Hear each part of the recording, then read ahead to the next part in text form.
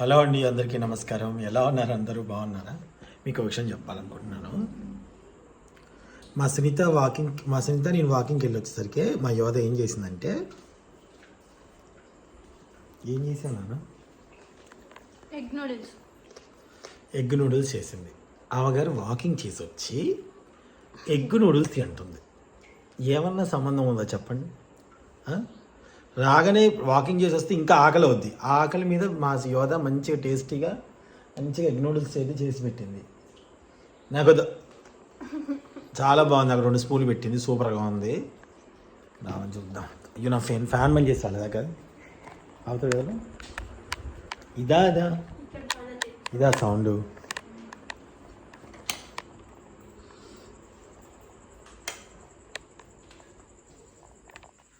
Madam చెప్పండి madam.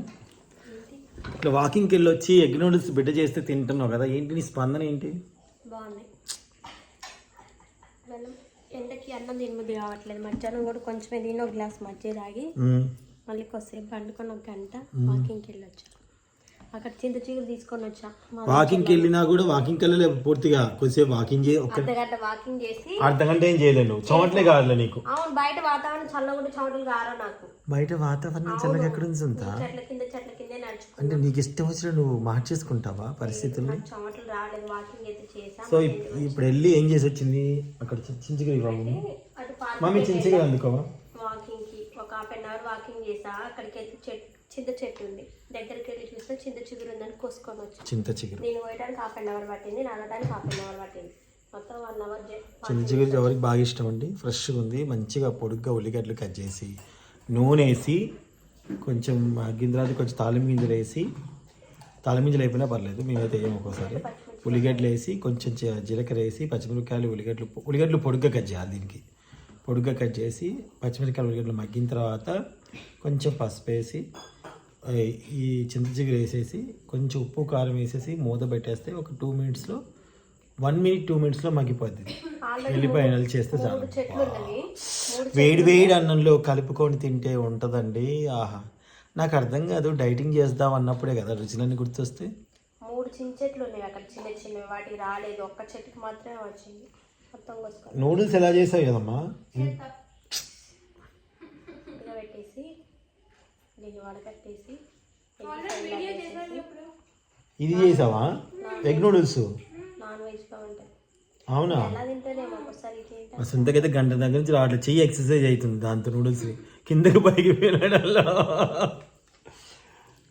So మనసుని కదిలించే కథలు అని ఫేస్బుక్ పేజ్ ఉందండి. ఎవరైనా చూడని వాళ్ళు ఉంటే చూడండి. ఫేస్బుక్ పేజ్లో అన్ని మంచి స్టోరీస్ పెడుతున్నాను నేను దాంట్లో.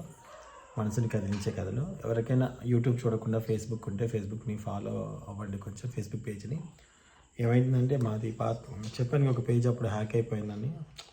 ఫేస్బుక్లో కూడా హ్యాకులు చేస్తున్నారు. ఏంటో వదిలేస్తున్నాయి. విరక్తి పుట్టింది. ఏమని చేయండి, నా ప్రయత్నం నేను చేస్తున్నాను కానీ రావట్లేదు. మధు వాళ్ళు ఈరోజు వస్తున్నారంట. మేము వాళ్ళ ఫంక్షన్కి వెళ్ళలేకపోయాము. ఎందుకు వెళ్ళలేదు అంటే కారులో ఆల్రెడీ మా కారులో మధు వాళ్ళు ఉమా వాళ్ళు మధు వాళ్ళ అమ్మ వెళ్ళారు. ఆల్రెడీ ముందు రోజే దీవెనకి Sridevi drama company dance practice ఉంది. అదే రోజు వాళ్ళంతా వెళ్తున్నారు. ఇక అందుకని చెప్పేసి సర్లేరా మేము, అందులో నాకు కొంచెం ఇక్కడ ఎడిటింగ్ వర్క్ కూడా ఉంది, సరే మీరు వెళ్ళిరండి అని చెప్పేసి అన్నాను అనమాట. అందుకే వెళ్ళేసి వచ్చారు. అండ్ నాకు తెలిసి మధు వాళ్ళు హైదరాబాద్కి మాకన్నా ముందు వెళ్ళిపోతారేమో. మేము వెళ్ళకపోవచ్చు, మేబీ తెలియదు. ముందు వాళ్ళు వెళ్ళిపోతే తర్వాత మేము వెళ్తామో లేకపోతే ఏంటో తెలియదు. మేమైతే ఇద్దరం ఒకేసారి అయితే వెళ్ళకపోవచ్చు. అట్లా ఉంటుంది అన్నమాట. రామచంద్ర ప్రభు, నేను ఒక వీడియో తీశానండి, అమ్మ వీడియో. అంటే అది చాలామందికి బాగా హార్ట్ టచ్ అయినట్టుంది. ఆ మనసును కదిలించే కథల్లో తప్పకుండా చూడండి. ప్రతి ఒక్క అమ్మకి ఈ వీడియో అంకితం అన్నట్టుగా నేను పెట్టాను. అంటే మా అమ్మ అలానే చేస్తుంది. వెళ్ళేటప్పుడు మా చెల్లికి నాకు చింతపండు చెప్పే స్టోరీ మొత్తం చెప్పి, ఇంకా స్టోరీ చెప్తే ఎట్లాగా జాగ్రత్త అని చెప్పింది. సేమ్ యాస్టీజ్ అదే తీసాను.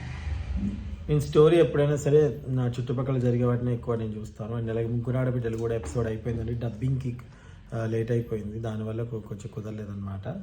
అండ్ ఇంకోటి ఆనందగాడి స్కూల్ నుంచి వెళ్ళి యోధా స్కూల్కి వెళ్ళే ఈరోజు ఇక్కడ నిన్న ఏదో బ్యాక్ పే ఎక్కడ మమ్మీ నెక్క ఈపు దగ్గర ఈ దగ్గర నొప్పి వస్తుందని చెప్పేస్తే ఇంకా తను వెళ్ళలేదన్నమాట ఈరోజు.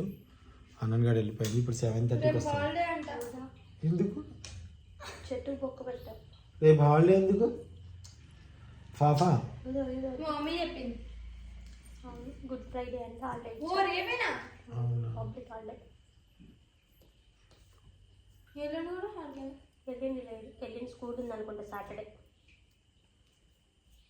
సాటర్డే ఈస్టర్ అనుకుంటా. అందుకే నాకైతే రేపు ఒక్కరోజే లేదని మెసేజ్ చేసి వచ్చి రేపు వచ్చింది మళ్ళీ ఎల్లుండి లేదని. 2 days హాలిడేస్. ఏం డాడీ ఆలోచిస్తున్నా. ఇవాళ షూటింగ్ పెట్టుకుందాం అనుకున్నాము. మా సిస్టర్ సంగీతకి కొంచెం హెల్త్ బాగాలేదని చెప్తే ఇప్పుడే చెప్పారు. ఇంకా షూటింగ్ ఆఫ్ చేశాను అనమాట. ఫేస్బుక్ షూట్ ఒకటి చేద్దాం అనుకున్నాను, లేదు. ఇంకా వెజ్ వీడియో ఒకటి చేయాలి, టమాటా పచ్చడి చేయాలి నూరాల రూట్లో. టమాటా దేవు పచ్చిమిర్చి లేవు. మొన్న ఉన్నాయో అయిపోయింది, మొన్నటికి ఇప్పటికి అయిపోయింది 3 daysలో. వాళ్ళ కూరగాయలన్నీ నిండుకున్నాయి, ఏమీ లేవు కూరగాయలు. సంగీత వస్తుందేమనుకుంటే రావట్లేదు అంటారు. వెజ్కి అదే అదే చింత చీరే వెజ్. కానీ తినకూడదుగా మన నైట్. ఎందుకు? దగ్గు వస్తున్న వాళ్ళు పులుపు తినకూడదు నైట్ టైం. చింతపండు వేరు.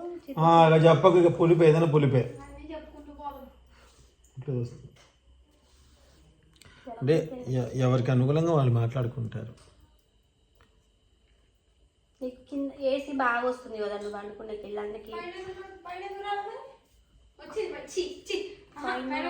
నువ్వు ఫ్రిడ్జ్లో పెరుగు తిన్నావు, కూల్ పెరుగు, కూల్ వాటర్ తాగడం వల్ల తగ్గు. నిన్న నైట్ నేను పెరుగు తిన్నాను. నాకేం తెలుసు, నన్ను అడుగుతావు. ఎట్లా చెప్తావు చెప్పు. నిన్న నైట్ కూల్ వాటర్ తాగాడా, కూల్ పెరుగు తిన్నానా? అసలు నిన్న నైట్ పెరుగు తిన్నానా? నిన్న మధ్యాహ్నం తిన్నానా? వాటర్ తాగలే, కూల్ వాటర్. నిన్న నైట్ కూడా తాగలే నేను కూల్ వాటర్.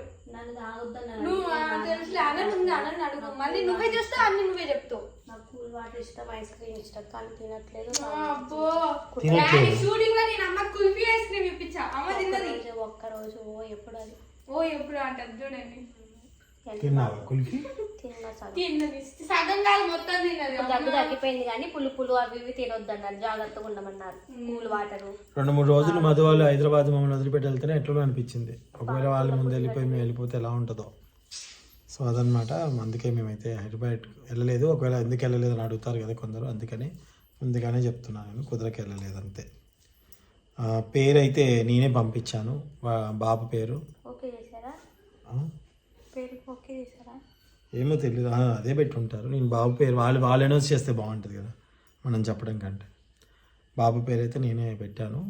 నేను కృపణికి నేనే, దీవెన్కి నేనే, దీవెన్ బాబుకి నేనే, అదే వాళ్ళిద్దరికి నేనే పేరు పెట్టాను. కృపణికి నేనే. కృపణ్ చాలా యాక్టివ్ అసలు. వాడు ఎంత మంచోడు అంటాడు కృపను.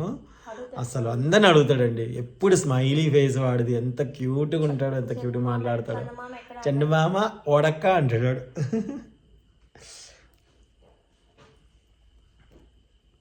ఇప్పుడు ఇందాక 1 గంట కూర్చున్నాను ఇప్పటిదాకా ఎడిటింగ్ ల్యాప్టాప్లో.